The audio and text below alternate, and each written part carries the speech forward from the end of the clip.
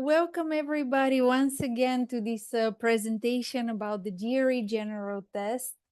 We have a lot of ground to cover today. It's quite a long presentation, but as I go through it, I will spend a little bit more time on certain sections, and some of them I'll go through a little faster just for the purpose of time. Nonetheless, please, if you have questions, drop them in the chat, or if you want to speak with us at the end of the presentation, unmute your microphone. That's also absolutely fine. But please don't be shy. We really just want to be helpful today with any questions you might have. And as I said, we have a lot of ground to cover. So I will talk to you a little bit about some of the recent changes that we made to the test. I'll give you an overview of the test itself, as well as the sections of the GRE. I'll give you some registration tips, some tips to help you prepare, how you will get your scores, how you will send your scores.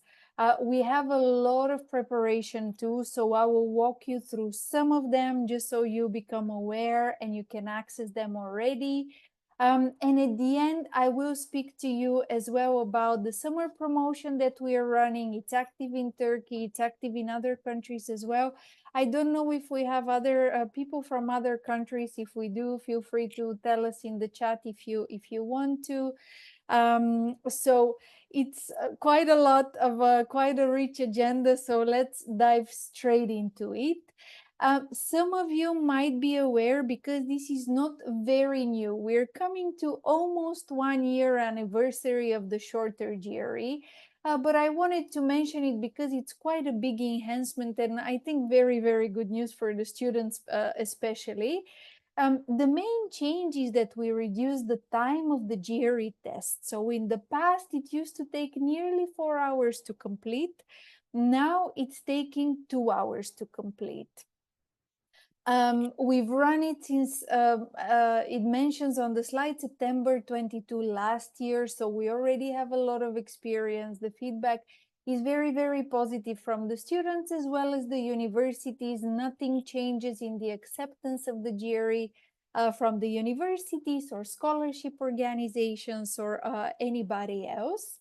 And the way we did that pretty much is we reduced the number of questions. And I will show you a little bit on the next slide exactly what that means. But, you know, to shorten the time, we needed to reduce the questions as well.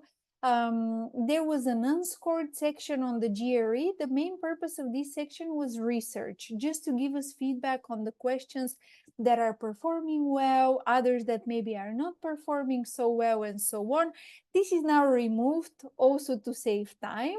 And another big enhancement is that the scores are available much faster. So 8 to 10 days is roughly the waiting time at the moment. So after you take the test, you need to wait that time to receive your scores.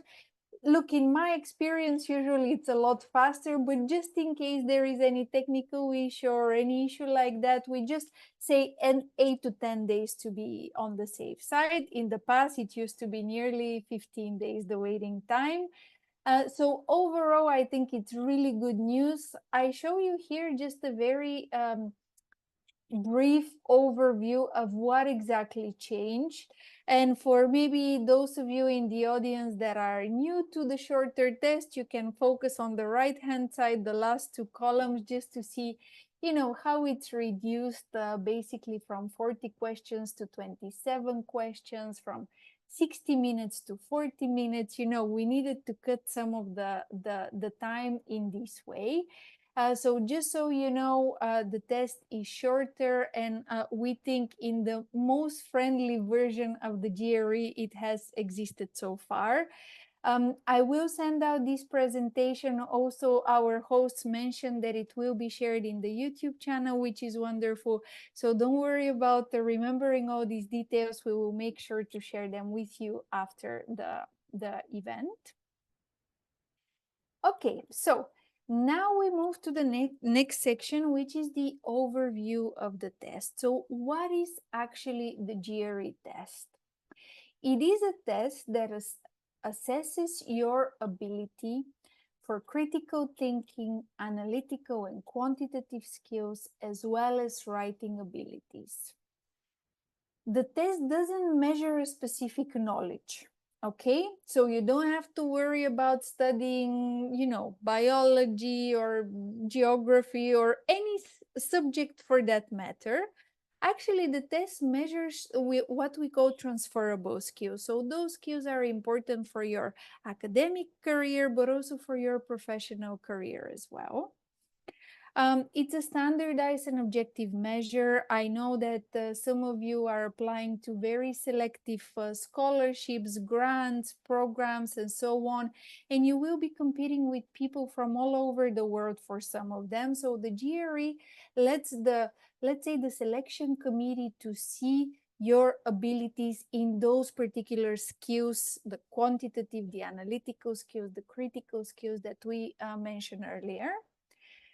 It also helps the institutions you are applying to or why you're using the test, be it for scholarship or a master application, PhD application.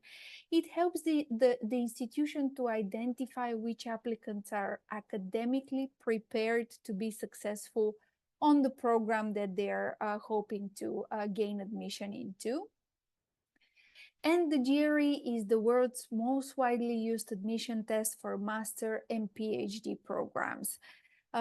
Almost any university in the world on a master and PhD level, almost any program will be accepting this particular admissions test. And I'll tell you a little bit more about it now in this slide, where we have a look at really the diversity of programs that accept the GRE scores. So you're going to study engineering, you're going to study computer science, you're going to study business or law. All of these programs accept a GRE score, and that really just gives you a competitive advantage, another piece of information to the admissions committee to show that you're prepared, that you're motivated, that you're really, really committed. And of course, today we're speaking with the Fulbright Commission. The GRE can be exceptionally advantageous for you when you're applying for different scholarships and grants and so on. The good news is that scores are valid for 5 years. So if you were to take the test, let's say this year, and something changes, maybe you change your mind, maybe you wanted to go for a master in finance, but you now decide to go to an MBA program, just an example.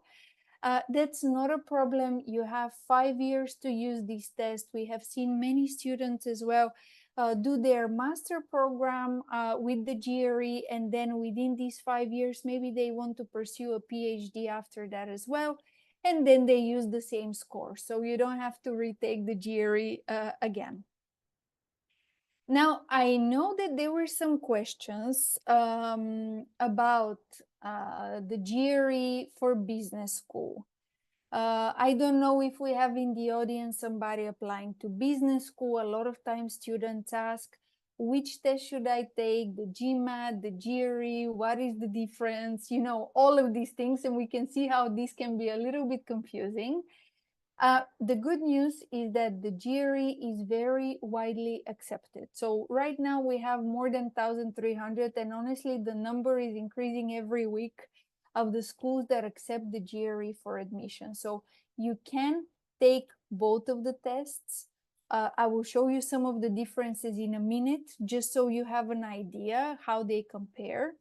But basically, schools, and here I have a quote just from Harvard Business School, just from their website, you can find this quote, that they have no bias towards one test or the other. So you can take the GRE with confidence for business schools, because the schools don't actually mind which test you take, as long as you can prove to them that you have the abilities to study at that level. And now here is the comparison. Let me show you actually the next slide, because it's a little more clearer. It's quite small, but I'll try and walk you through it. Apologies for that. And it outlines the differences between the GRE and the GMAT in case some of you are still not sure. how that works. As we mentioned already, the GRE is more broadly accepted. So maybe you want to study management at the moment, but you change your mind and you want to have a direction with engineering. Maybe the GRE can serve both of these purposes, while the GMAT is accepted only for business schools. The GRE has a friendlier design. I will show you more later in the presentation, but basically what that means is that we allow within the design of the test for you to have freedom. For example, you can say this question is too difficult for me. I want to skip this question and come back to it a little bit later because now I'm just really stuck.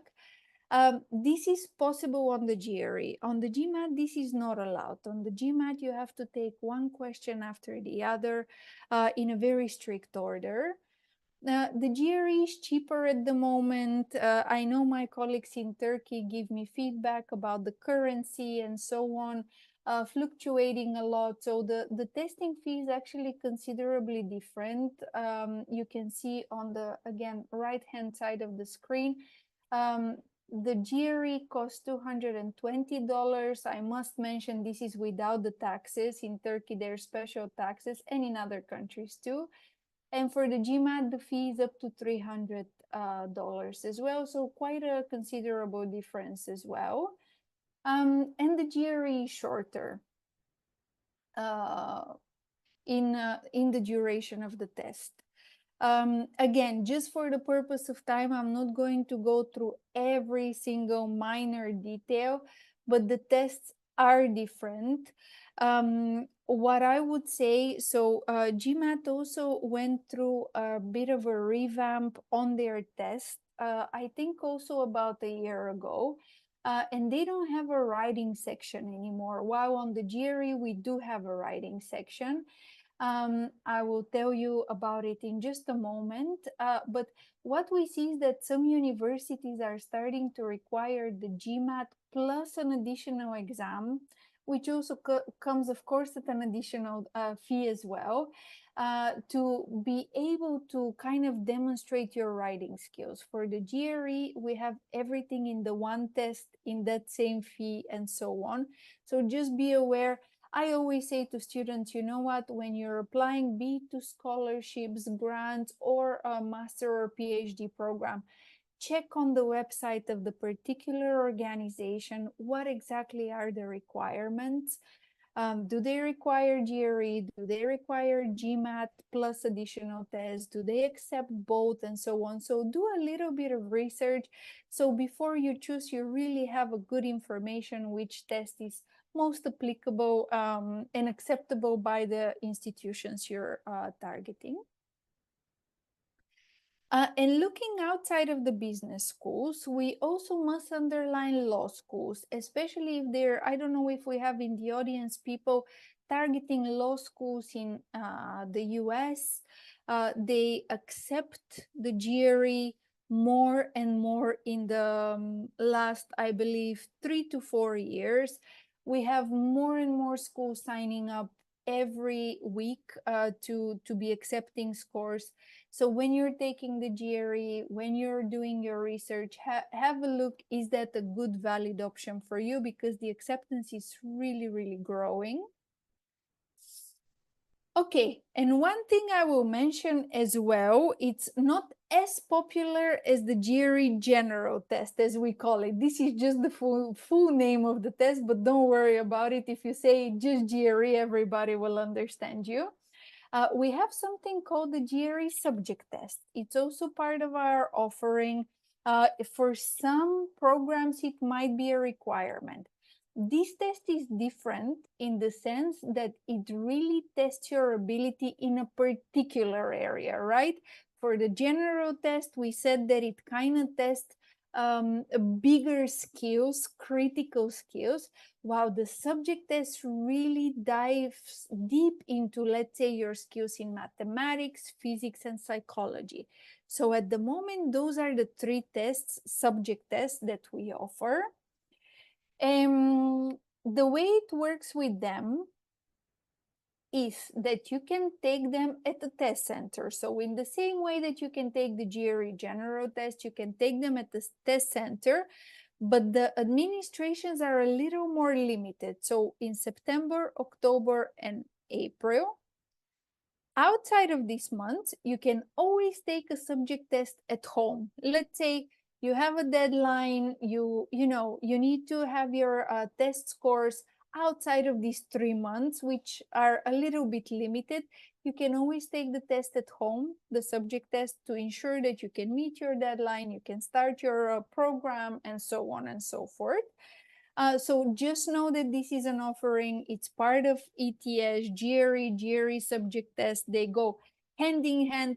The subject tests are usually required from programs. Let's say if you're going to a very demanding quantitative program, let's say some sort of engineering, just for an example, the program may require you to submit a subject test just to ensure that you have the skills, that you have the right math level to be successful and to eventually graduate from this program.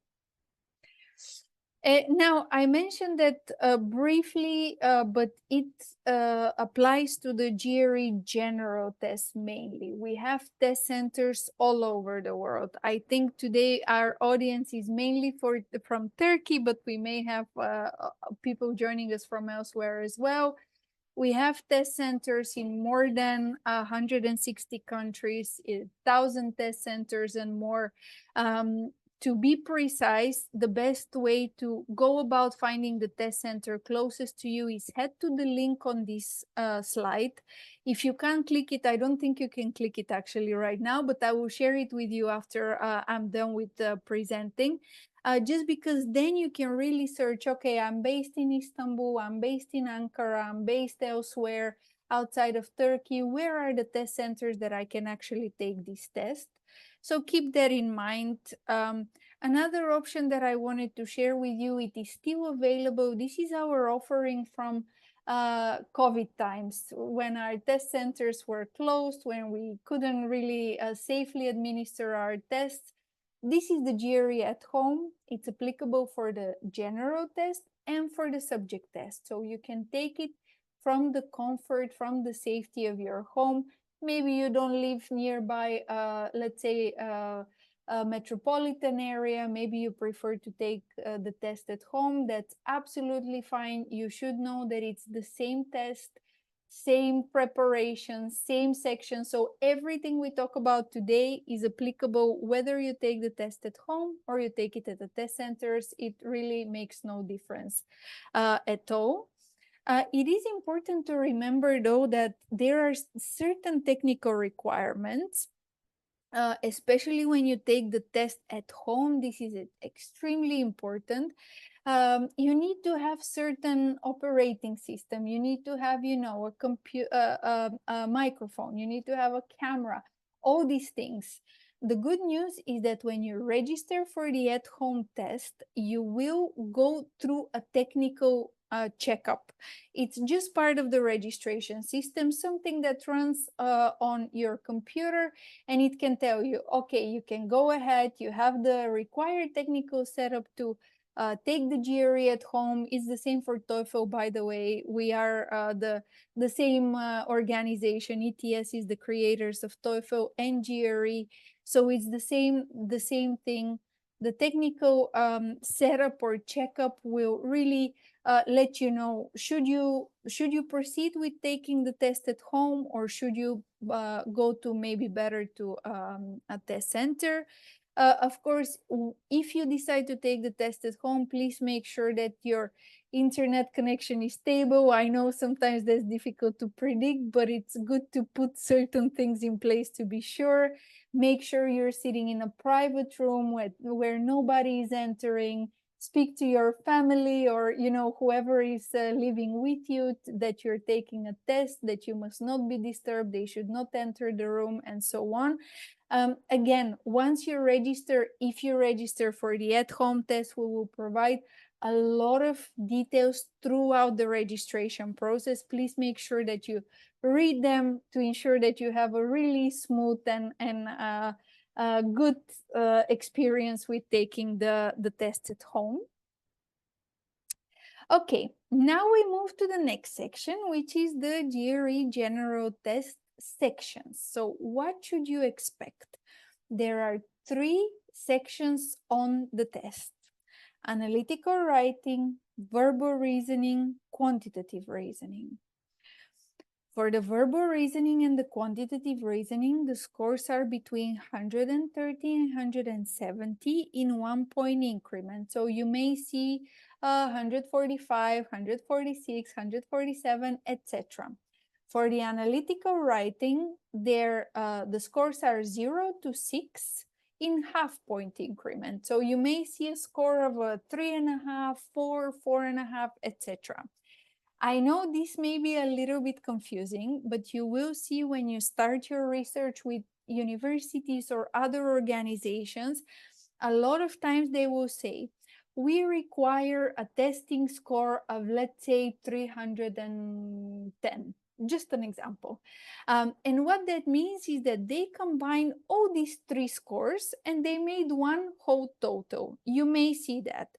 In other places, in other universities or other organizations, you may see that they say, our requirement is that you have above, let's say, 145 on the quantitative reasoning. Again, the example with engineering, if you're going to some very quantitative heavy program, they may want to see the quant part, the math part, a little bit more than other parts.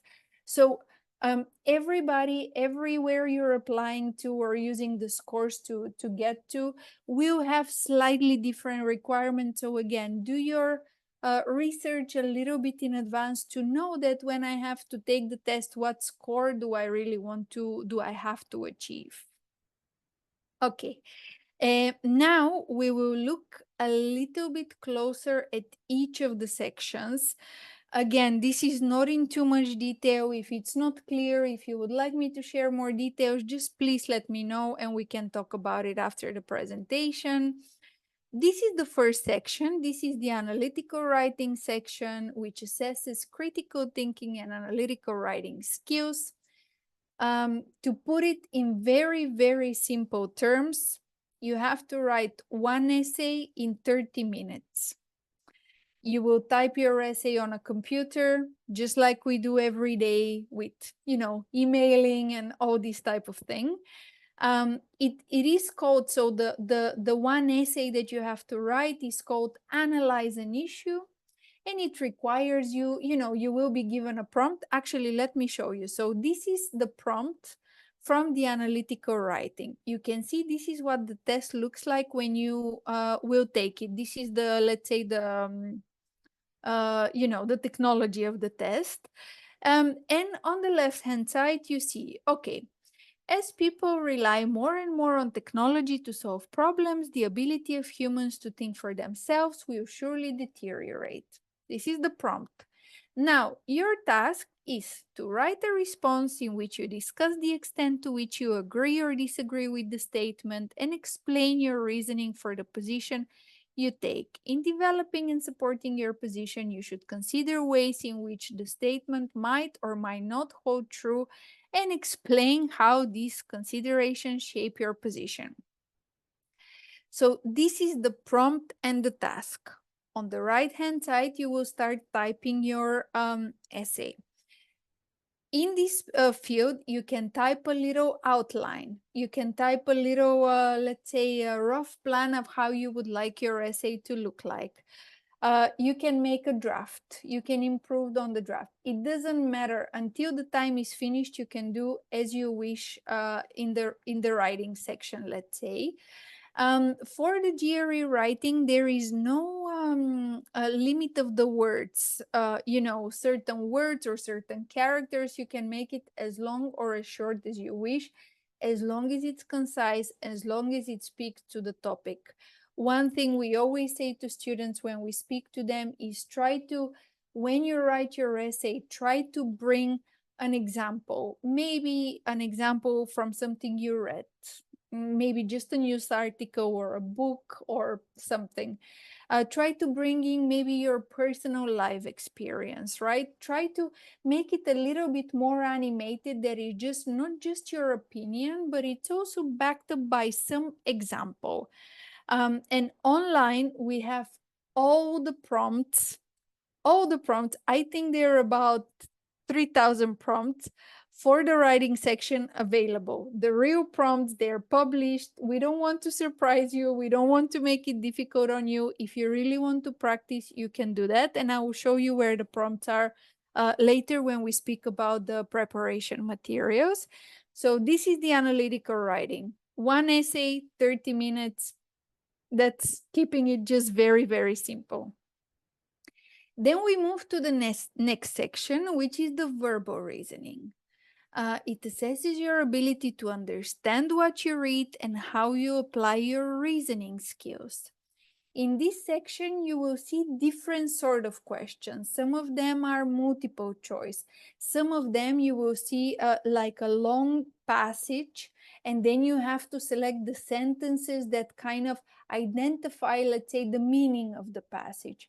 Text completion, where you have a gap and you have to fill in the word, sentence equivalence, and so on. So this is the verbal reasoning section. The most important thing to remember about this section is that most likely you will be faced with a text or material that is extremely unfamiliar to you. That's the point of this section. And you must continue to navigate this text and make sense of it so you can answer the questions, because you don't need to be an expert in, let's say, I don't know, geology in order to answer the question. You need to just be able to make sense of the text that you're reading. That's the point. The point is to confuse you a little bit, because when you get to your master, when you get to your PhD program, there will be moments where you don't understand some words or the general meaning or something like that, but you must be able to continue to navigate this, let's say, material. And I show you, this is just one example. This is from the sentence equivalence, from the verbal reasoning. Now, before we go into reading it, just to show you at the bottom of the screen, it's really important. You must select two answer choices. Please always read these prompts, because sometimes you have to select one answer choice, sometimes two answer choices, and so on and so forth. So if you select one, you will not get the point. Even if it's from the correct answer, you will not get the point. So please always make sure that you read these prompts. If anybody in the audience would like to share in the chat, or anybody else what they think is the correct answers, please do so. If not, also not a problem. But the question is basically, cynics believe that people who conjure up, covet, deflect, grasp, shrug off, understand compliments do so in order to be praised twice. This is the question. Maybe we don't know one or two of the words that are given as an option, but we must still be able to make sense of this sentence, as I said earlier. And those are the right answers: deflect and shrug off. Unfortunately, I think I don't see the chat, but I don't know if anybody gave it a try. We're moving to the quantitative reasoning, which is the next section. Here it is, and there will be another sample question. So if somebody wants to give it a try, please do so. And this is the third and last section, quantitative reasoning. This is the math, this is the numbers. A lot of programs are very, very keen on this section in particular, because it assesses your ability to interpret and analyze quantitative information and solve problems using mathematical models. Again, the types of questions you will see here are different: multiple choice, numeric entry, meaning you have to calculate something and put in the number. And the kind of where the questions are derived from is from arithmetic, algebra, geometry, and data analysis. For those of you like me that maybe forgot all about geometry formulas and things like that, we do have specific resources that can help you with that. They're free of charge. You don't have to pay anything for them. They're really, really good, and they help you just get this refresher, right, of all these formulas that, maybe we did years ago and we don't remember anymore. I will tell you where to find these resources in a minute. Before that, I want to pay attention to the on-screen calculator. So during the verbal reasoning, you have that available. Make use of it. It's there for you. There's no points deducted or anything of that sort if you use the calculator. In this section, we are not trying to measure, can you deduct and multiply and all these basic functions. We know that we have our phones in our hands these days. We can quickly calculate something. The point here is, can you make decisions based on numerical data? That's the point of this whole section here. Okay, now I move on to show you the sample question. Oh, I have the right answer actually already. Apologies for that, but if, we can still read the question and see if you find it easy or difficult or medium and so on. Okay, here we must select one answer choice. I always have this habit, always look at the bottom of the screen just to see, is it one, is it two, is it, what are the instructions? So, a car got 33 miles per gallon using gasoline that cost $2.95 per gallon.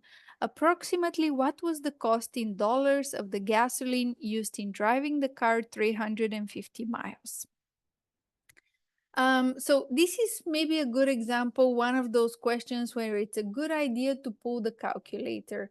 You see here right on top of the screen, kind of in the, let's say in the black navigation panel, you see the second option is calculator. So you just click on the calculator and you will see what we saw in the previous screen. It will just come onto your testing screen, and then you can, punch in the numbers and do the calculations and, answer the question in this way. Then you hide the calculator when you don't need it anymore, and so on. So this is basically the quantitative reasoning section. Now, we looked at the calculator, but I want to show you a couple of other options. I mentioned earlier to you the GRE is friendlier than other exams. We allow you a few more options. But what does that actually mean? That means you see in, again, the black navigation panel, the last two buttons, next and back. Every student, I think, that takes the GRE has a different test taking strategy, okay? Maybe I will decide I want to answer all the easy questions first.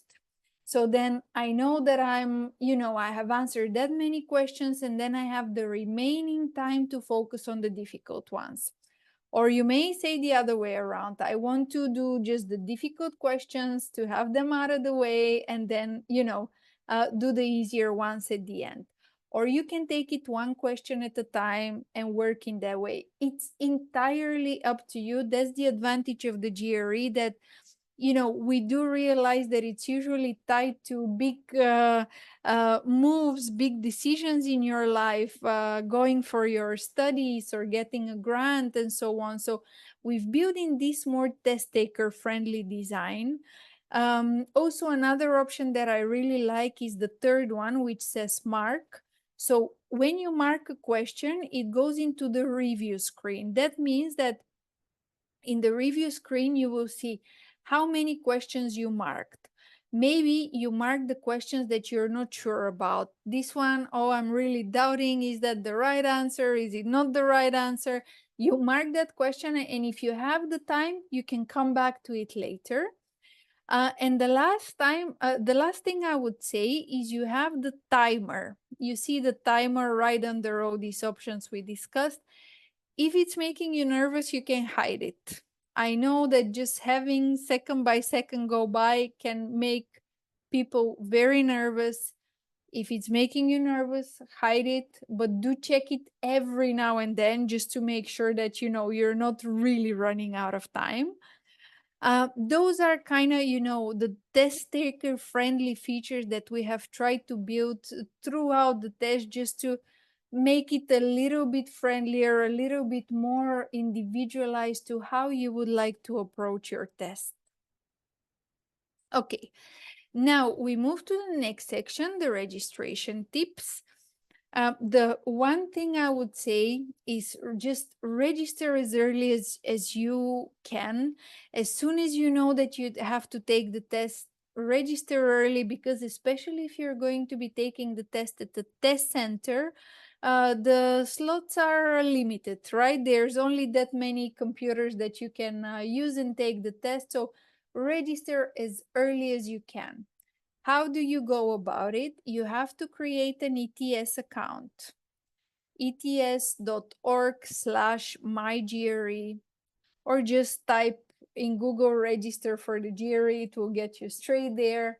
You create this ETS account. This is something you should keep very, let's say, convenient, because this is where you will get your scores. This is where you will send your scores. This is where you can access all the prep materials that we'll discuss. So keep that somewhere very handy, bookmark it, save your login details and so on, because this ETS account is something you will go back to all the time.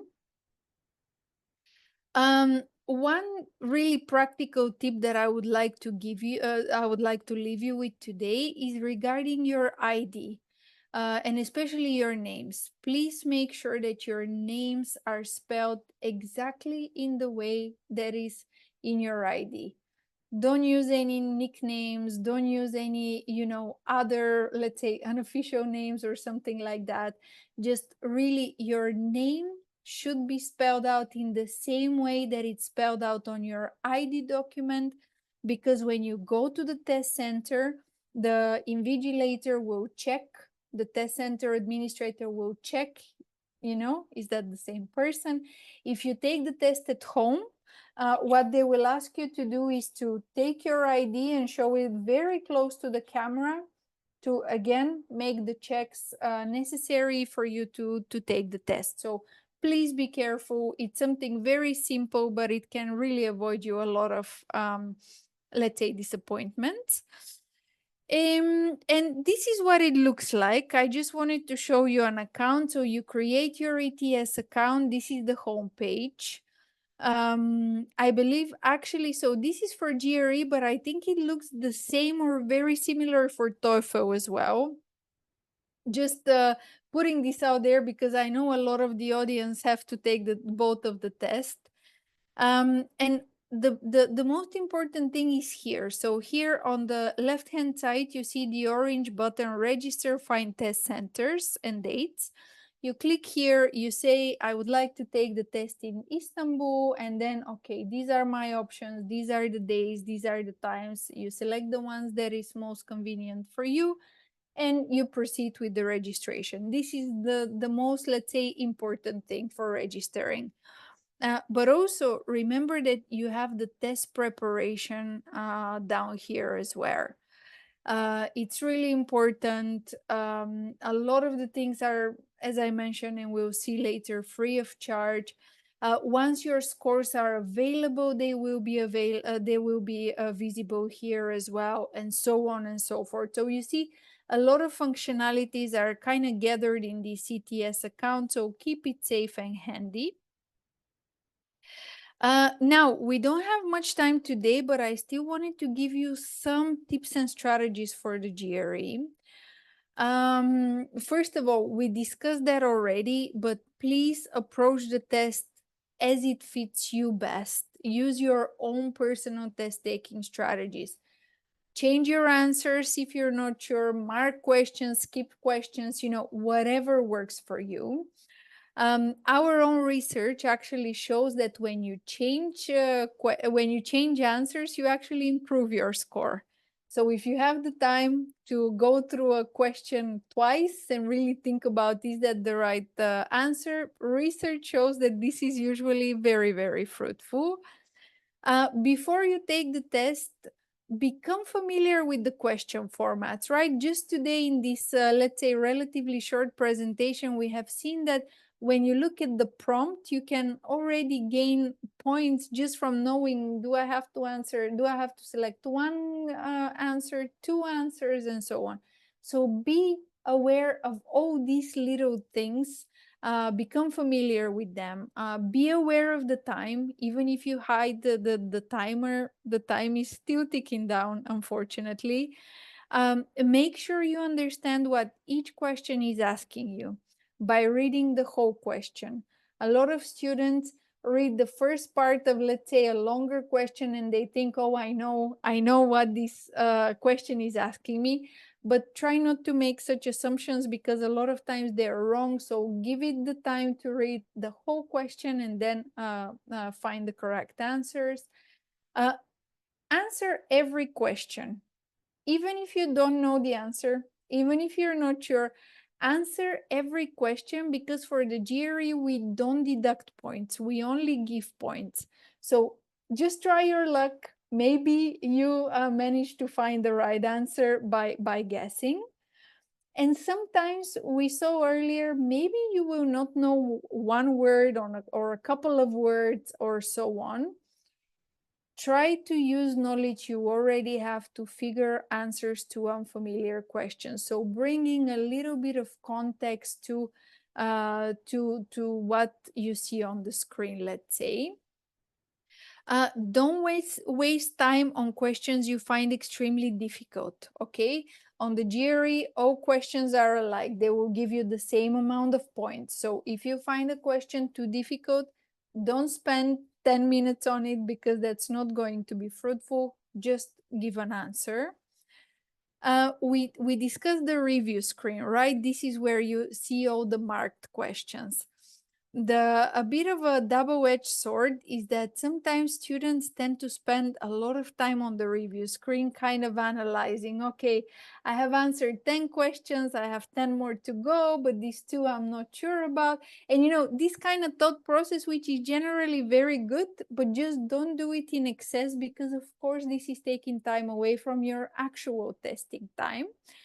However, make sure that you check the review screen if you're going to use this functionality before you submit your exam, because sometimes you mark a question and you say, I'm not going to answer it, I will come back to it, but you forget that you did that, and then you can just leave it blank, which we said it's not the best idea. So those are just some quick tips that I wanted to give you. So a lot of times test takers ask us, how do I find materials to prepare for the GRE, for the level of English, for the level of vocabulary, and so on.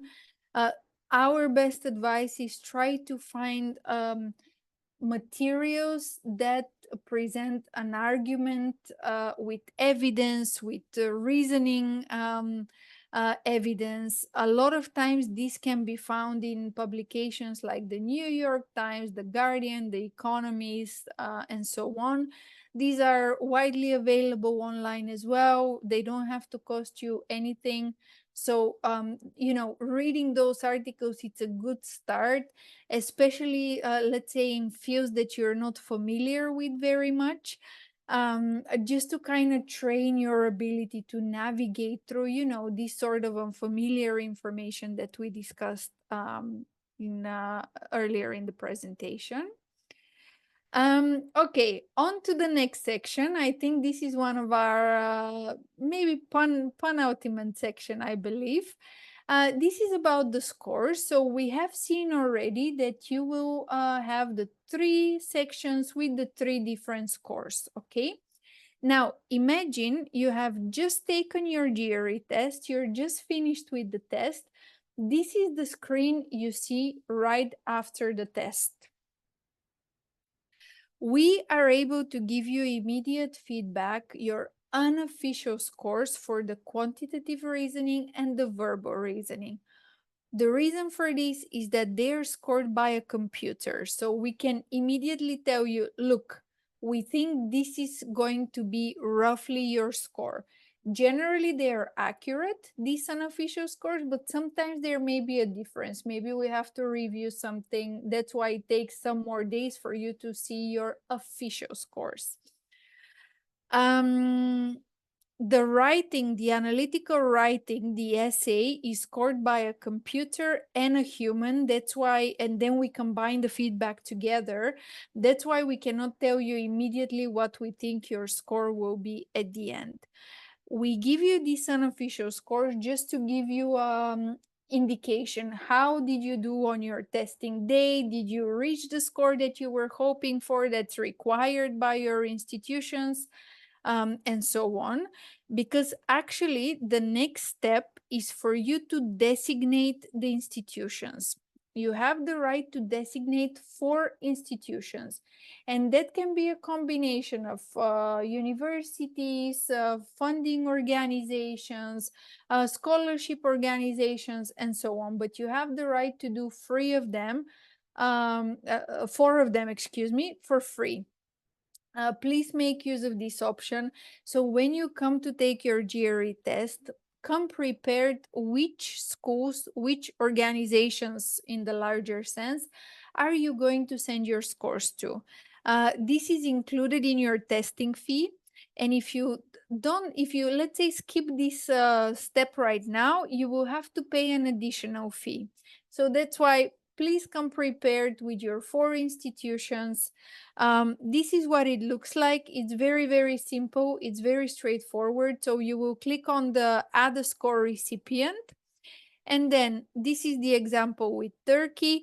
I see the Fulbright Commission is not here, so we can work together just to have you listed on this list as well. It just makes it easier for students to click on the name and then the score comes directly to you.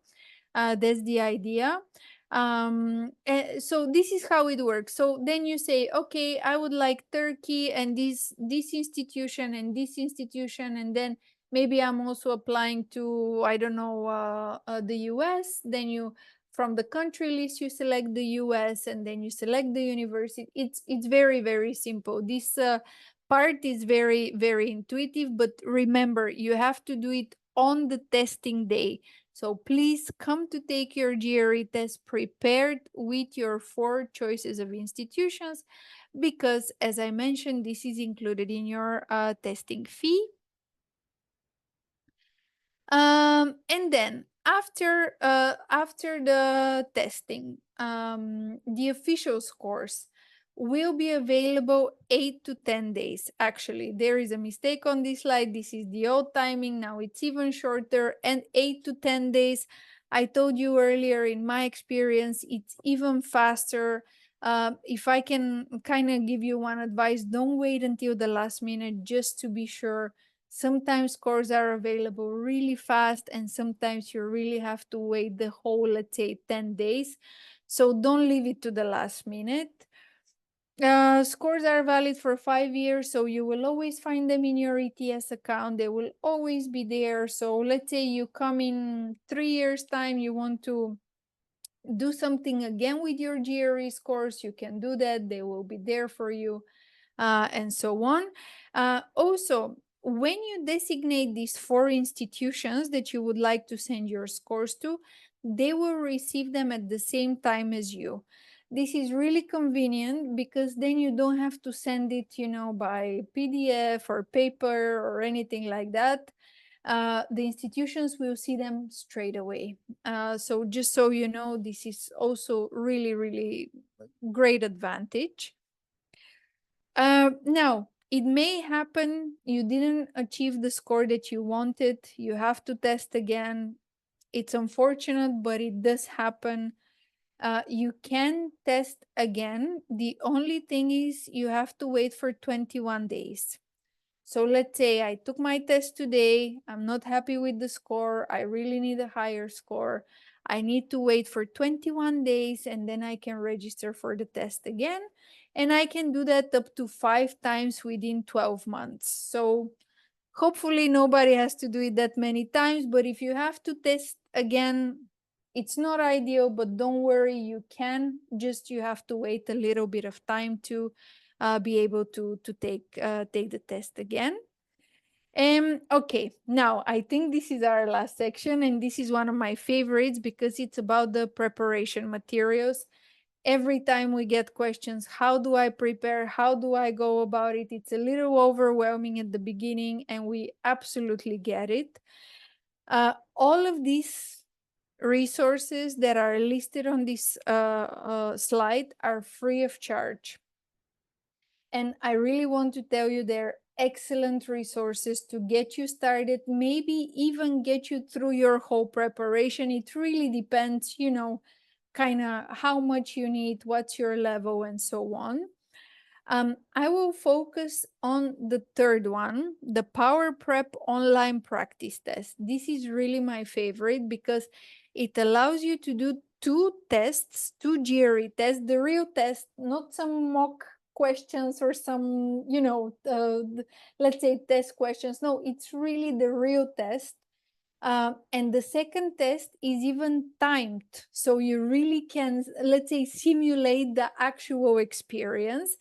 And the second test also provides you scoring feedback. So it will tell you, okay, based on how well you did today, this is how much you will score. I always say to test takers, do the first test at the beginning of your preparation, just to get familiar with how is the test, how difficult do I find it, what is the level like, and so on. Then go away for a few weeks, a few months, you know, depends on your schedule. Prepare for the test and then come back and do the second test, because then you will really know, am I fitting in the time? Am I scoring the way I want to be scoring? And so on. The other resources that I will just quickly underline, the math review and the math conventions, those are available, again, free of charge on our website. Really, really good. All these formulas, all these conventions, you know, everything you need to know about the math section is basically there. So you don't need to buy any additional books for refresher or anything like that. As I said, they're simple and effective PDF resources, very straight to the point, which will just serve you as a reminder of all these, you know, things that maybe you forgot already from high school and so on. Also, just to say, we have many other resources. So I always start with the free ones because they're free and because they're really, really good. But if you must order some additional books, or if you want to, you know, they're not only books, actually. Some of them are digital resources, some of them are books, and so on. They're all kinds of formats are available as well for purchase on our website. Here is the link as well for those of you that want to maybe check it out. I have heard that in Turkey you can buy the physical books as well. I'm not very familiar where, but I know that they are available and it's possible, just so you don't have to wait for shipment and pay for shipment and so on and so forth. Okay, I leave you now with just some resources. If you would like to connect with us on social media, it's really useful. I really like, for example, the YouTube channel, because there you have short videos, for example, how to register, how to send my scores. Really, really practical 1 or 2 minute video, very straight to the point.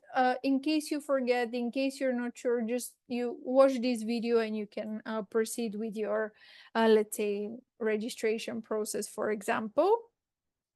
Other places you can connect with us just to hear what other test takers are saying.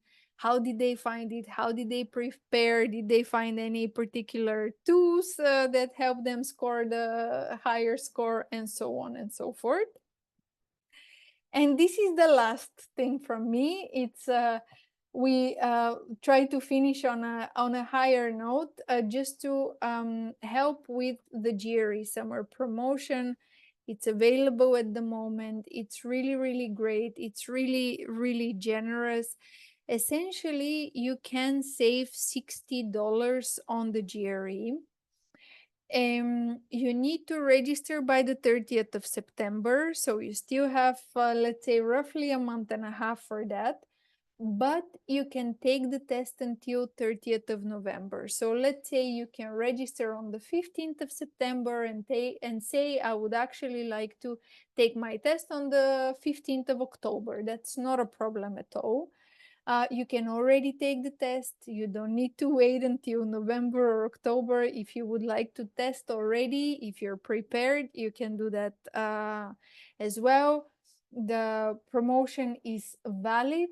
I do realize I don't have the code here. I will put the code in the chat.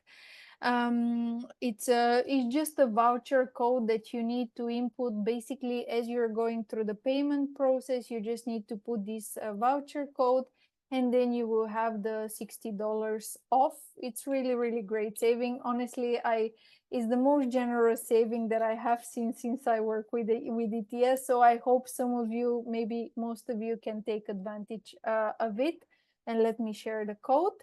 And actually, that's all from me for now. It was a long presentation. I hope it was useful, and I don't know if there were any questions in the meantime.